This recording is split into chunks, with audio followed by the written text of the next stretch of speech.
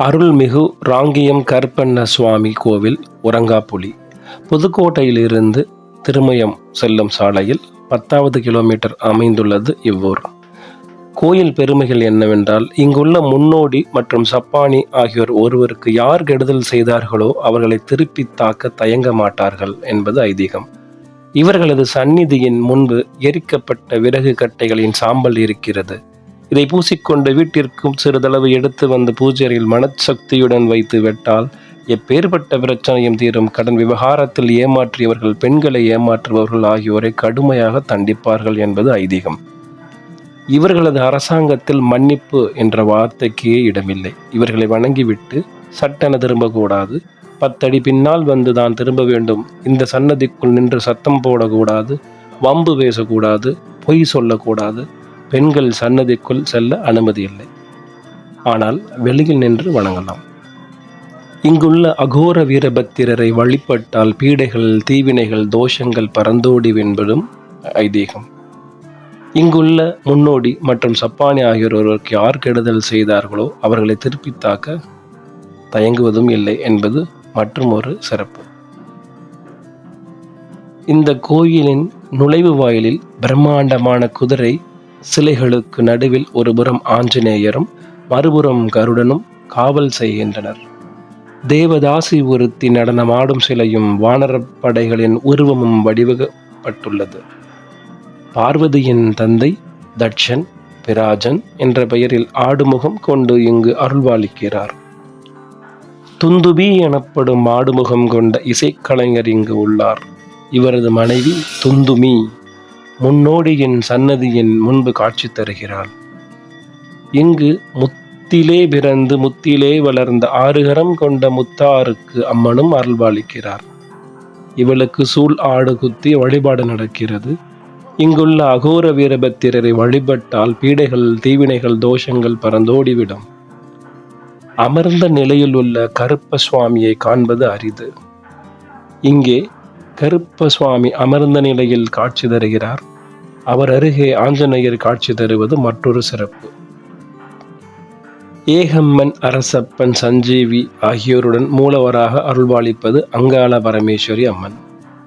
ராமபிரான் ராமேஸ்வரத்தில் இருந்து அயோத்தி திரும்பும் போது பலரை கொன்றதால் ஏற்பட்ட பிரமகத்தி தோஷங்களும் பின்தொடர்ந்தன.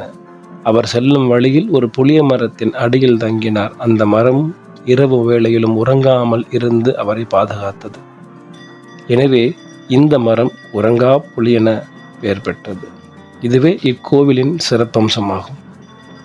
இந்த கோவிலின் இருக்கக்கூடிய மற்றொரு சிறப்பம்சம் என்னவென்றால், இங்கு திருவிழாக்கள் மிக விமர்சனையாக நடைபெறும் என்பது மற்றும் ஒரு ஐதீகம்.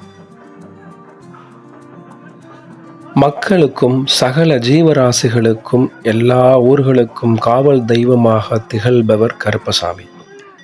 அவரின் தோற்றம் பற்றி கூறுவது இதுவரை கேள்விப்பட்டிராத தகவலாக இருக்கக்கூடும். வால்மீகி முனிவர் தர்பையை கிள்ளி போட்டு அதற்கு உயிர் கொடுக்க அதுவே கருப்பண்ண சாமியானது என்பது ஐதீகம்.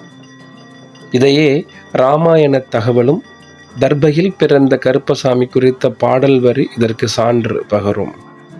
ஸ்ரீ வீரபத்திரருக்கும் சண்டிக்கும் பிறந்த குழந்தை கருப்பசாமி என்றும் சொல்வார்கள்.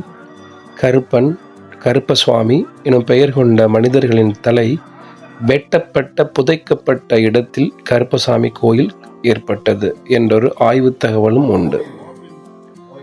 நின்ற கோலம், அமர்ந்த கோலம், குதிரையின் மீதேறி புறப்படும் கோலம், இப்படி பல்வேறு நிலைகளில் பல கோயில்களில் காட்சி தருகிறார் கருப்பசாமி. கம்பீர உருவம், தலைப்பாக, இடையில் கச்சை, மிரட்டும் விழிகள், முறுக்கிய மீசை மற்றும் கையில் அரிவாளுடன் கோயில் கொண்டிருப்பார். பெரும்பாலும் கையில் சுக்குமாந்தடியுடன் அவர் அருள்வதை தரிசிக்கலாம். கருப்பசாமியின் மனைவி கருப்பழகி, கருப்பாயி என்றும் கூறுவர். மகன் கண்டன், அண்ணன் முத்தண்ணன், தம்பி இளைய கருப்பு, தங்கை ராக்காயி. இது